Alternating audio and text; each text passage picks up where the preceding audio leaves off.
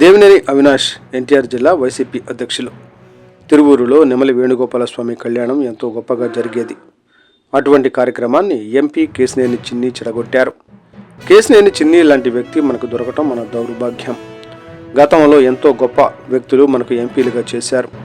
అవినీతి, అక్రమాలు, పంచాయతీలు, గూండాగిరి లాంటి పనులు ఎంపీ చేస్తున్నాడు. ఎంపీకి ఉండాల్సిన హుందాతనం చిన్నీకి లేదు. వేణుగోపాలస్వామి కళ్యాణం గొప్పతనాన్ని భ్రష్టు పట్టించారు. జిల్లా పరువు పోయేలా చిన్ని వ్యవహరించారు. ఎస్సీ ఎమ్మెల్యే ఉన్న నియోజకవర్గంలో అతనిపై రుబాబు చేస్తున్నాడు.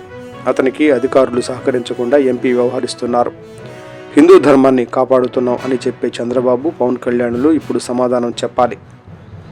గతంలో జరిగిన దసరా మహోత్సవాల సమయంలో కూడా విజయవాడ ఉత్సవాల పేరుతో ఎంపీ అడ్డంగా దోచుకున్నాడు.